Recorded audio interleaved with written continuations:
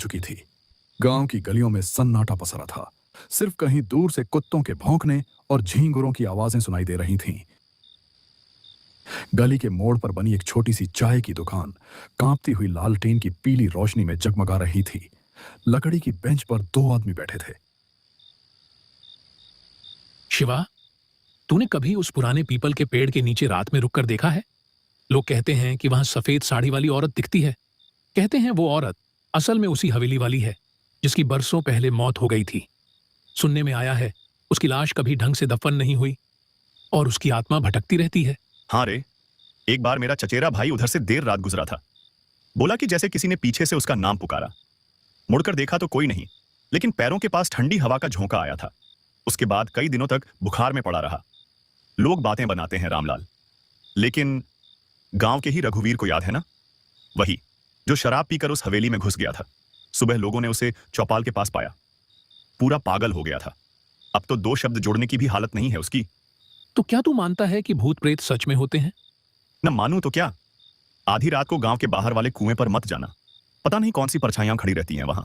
कई लोगों ने देखा है, औरत के रोने और बच्चे के हंसने की आवाजें एक साथ आती हैं। चाय की भाप और धुंधली रोशनी के बीच उनकी बातचीत लगातार गहराती जा रही थी। तभी अचानक कदमों की आहट सुनाई दी। दोनों सहमकर इधर उधर देखने लगे।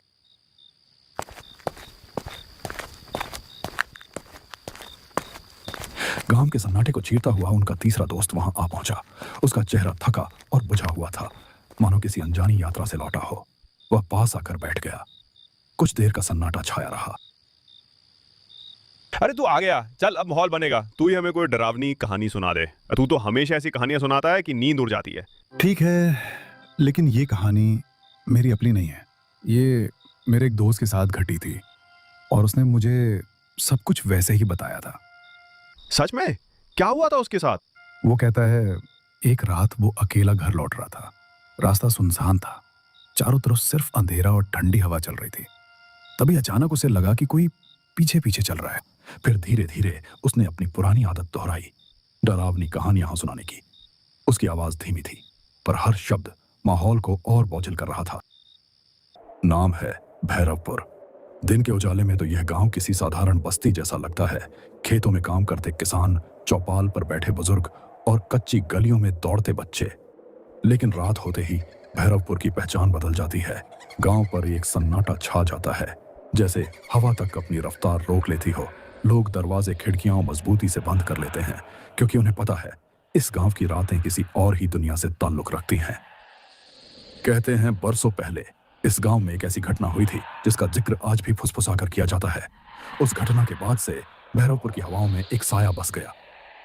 कुत्तों का एक साथ रो पड़ना, पुराने पीपल के पेड़ से आती कराहटें और सूखे कुएं के पास सुनी जाने वाली औरत की चीखें। ये सब किसी भ्रम का हिस्सा नहीं, बल्कि इस गांव की सच्चाई है।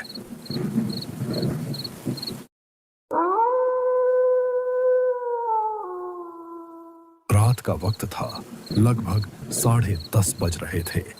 गांव में हल्की हल्की हवा के साथ बारिश भी हो रही थी और यहां सूरज के बेटे की तबीयत बिगड़ती ही जा रही थी। कोने में हल्की सी एक लालटेन जल रही थी। दोनों पति पत्नी अपने बच्चों की तबीयत को लेकर चिंतित थे। सूरज का मन तो था कि वह अपने बेटे को शहर के अस्पताल में ले जाए, लेकिन गांव वालों से उसने जो सुना था उसे सोचकर उसकी रूह कांप जाती थी कि कहीं उसके साथ भी कोई अनहोनी ना हो जाए।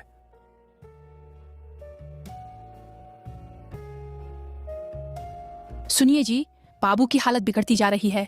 कुछ कीजिए वरना देर हो जाएगी। हाँ, अब और रुकना ठीक नहीं। मैं बाबू को लेकर साइकिल से ही शहर के अस्पताल निकलता हूँ। अकेले? रात का वक्त है जी, रास्ता सुनसान है। मुझे बहुत डर लग रहा है। डर मुझे भी है, पर बाबू की जान से बढ़कर कुछ नहीं। चाहे रास्ता कैसा भी हो, मैं उसे शहर जरूर ले जाऊंगा। हिम्मत रखना। तुम घर पर बाबू की माँ बनकर दुआ करना। मैं बाबू का बाप बनकर हिम्मत दिखाऊंगा। भरोसा रखना, मैं बाबू को ठीक करके ही वापस लाऊंगा।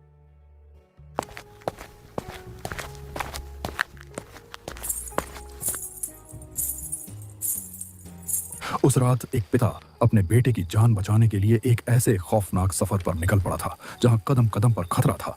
इस गहरे अंधेरे के बीच साइकिल चला रहे सूरज के मन में डर बढ़ता जा रहा था। इस डर का कारण था शहर की तरफ जाने वाला यह इकलौता रास्ता। बारिश अब और तेज हो चुकी थी। बूंदें सूरज के चेहरे पर पड़कर जैसे उसे बार बार चेतावनी दे रही थी, लेकिन उसके पास ठहरने का वक्त नहीं था। बेटे की सांसें भारी हो रही थीं।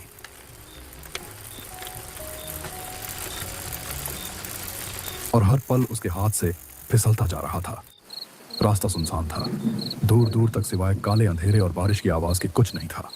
यह वही रास्ता था जिसके बारे में गांव में कई कहानियां सुनी जाती थीं। लोग कहते थे कि इस रास्ते पर रात में कोई परछाई चलती है, कोई अजीब सी परछाई जो साथ साथ चलती है और अचानक गायब हो जाती है। सफर अभी बहुत लंबा था, इसीलिए सूरज अपनी साइकिल तेज चला रहा था ताकि वह जल्दी शहर पहुंचकर अपने बेटे की जान बचा सके। लेकिन अब बारिश बंद हो चुकी थी।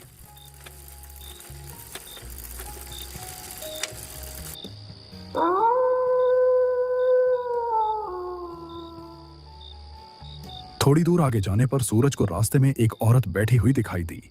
सूरज को यह देखकर बहुत आश्चर्य हुआ कि उसे रास्ते पर इतनी रात को कोई क्यों बैठा है। ये टोकरी भारी है, मेरे बूढ़े हाथ कांपते हैं, उठा नहीं पा रही। अम्मा, मेरा बाबू बीमार है, मुझे जल्दी शहर पहुंचना है, वरना उसकी हालत और बिगड़ जाएगी। माफ करना अम्मा, अभी मेरे पास जरा भी वक्त नहीं है। अरे तू तो नेक लड़का लगता है, मेरी मदद कर दे बेटा, तेरे सिर पे दुआ रहेगी। ठीक है, आप अकेली हैं इतनी रात को। अच्छा बताइए कहाँ रखना है टोकरी, मैं उठा देता हूं। सूरज टोकरी उठाने की कोशिश कर ही रहा था, तभी उसने देखा कि वहां तो कोई है ही नहीं। उसका दिल जोर जोर से धड़कने लगा। हे भगवान, ये मैंने क्या देखा? अभी तो यहीं खड़ी थी अम्मा, फिर अचानक कहां गई? नहीं नहीं, ये जगह ठीक नहीं है। डर और बेचैनी उसके चेहरे पर साफ झलक रही थी। वह तेजी से साइकिल पर चढ़ा और अंधेरे रास्ते में भागने लगा, लेकिन किस्मत जैसे उसका साथ छोड़ चुकी थी। मुझे यहां से निकलना होगा, बाबू की हालत और बिगड़ रही है, जल्दी शहर पहुंचना है।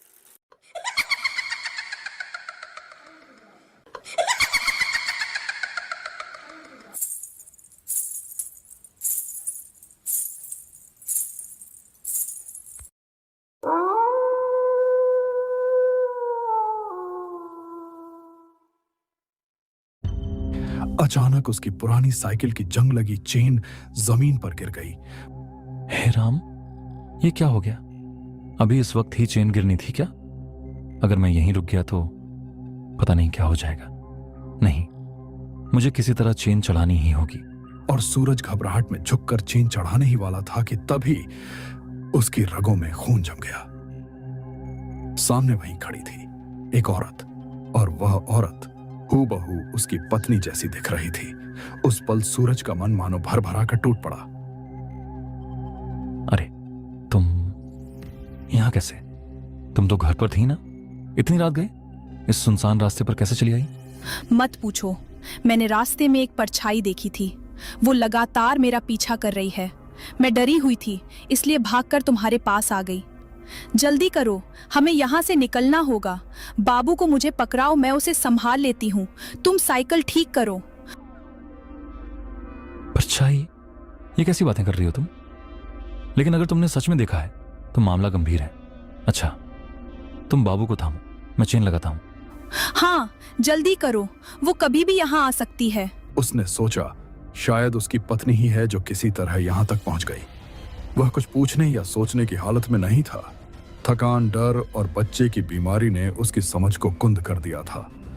उसने बिना शक किए अपने बीमार बेटे को उस औरत की बाहों में थमा दिया। सूरज जल्दी से साइकिल संभाल कर आगे बढ़ गया।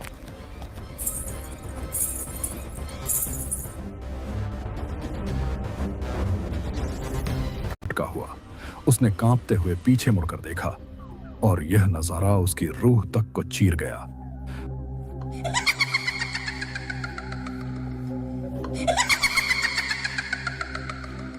वहां उसकी पत्नी नहीं थी, सामने वही था जिससे गांव के बुजुर्ग हमेशा चेतावनी देते आए थे, छलावा। उसका असली भयानक रूप अब सामने था और उसकी पकड़ में सूरज का छोटा सा बाबू था। मेरे बाबू को छोड़ दे, ये मेरा बच्चा है, तू इसे क्यों ले आई? ओ माँ, मैंने तो तुझे अपनी पत्नी समझा था। आंसू बारिश के कतरों के साथ मिल गए और उसकी दौड़ती हुई सांसें पागलपन की हद तक तेज हो गईं। वह ठोकर खाता, गिरता, फिर उठता और भागता रहा। उसके सीने में सिर्फ एक ही बात थी, किसी भी तरह बाबू को बचाना है।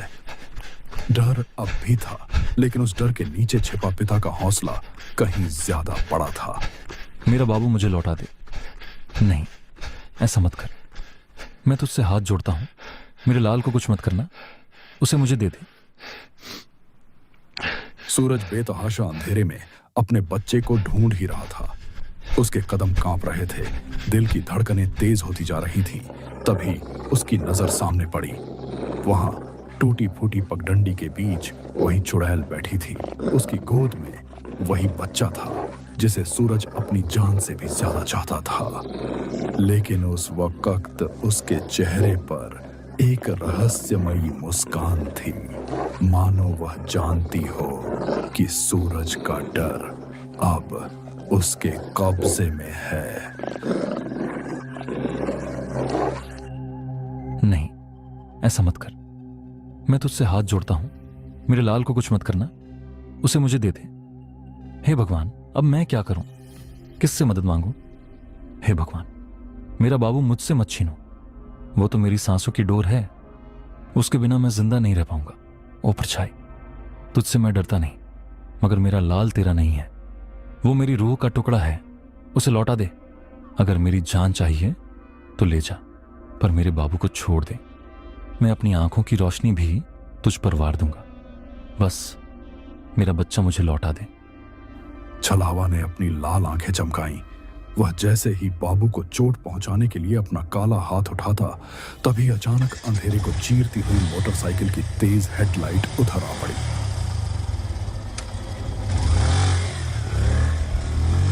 हेडलाइट की चमक और इंजन की गड़गड़ाहट ने माहौल बदल दिया।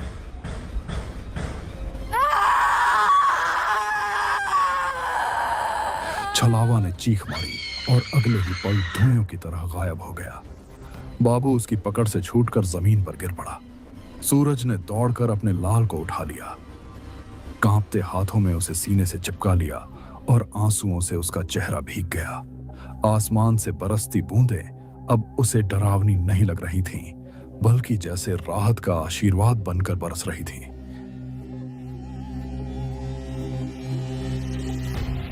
अरे सूरज, ये तू यहाँ इस हालत में, और ये तेरी आंखें लाल क्यों हैं? भाई, तू सही समय पर आया, वरना मेरा बाबू, मेरा लाल मुझसे हमेशा के लिए छिन जाता। किसने किसने छीना था? कौन था यहाँ? वो कोई औरत नहीं थी, वो तो छलावा था। उसी ने मेरी आंखों के सामने मेरी पत्नी का रूप बनाकर मुझे धोखा दिया और मेरे बाबू को लेकर भाग गया। भाई, मैं मर ही गया था डर से। ये तो तेरी बाइक की आवाज थी जिसने उसे भगा दिया, वरना मेरा सब कुछ खत्म हो जाता। छलावा? हे भगवान, मैं तो रास्ते में बस अंधेरे में कोई साया देख रहा था, तभी मैंने गाड़ी तेज कर दी। अच्छा हुआ जो मैं यही रुक गया। भाई, तूने आज मेरी जान नहीं बल्कि मेरी पूरी दुनिया बचा ली। तेरी ये मदद मैं जिंदगी भर नहीं भूल पाऊंगा। सूरज, घबरा मत, अब मैं हूं ना। देख, बाबू सुरक्षित है, हम दोनों उसे लेकर तुरंत शहर चलेंगे, तुझे अकेले नहीं छोड़ूंगा। उस अंधेरी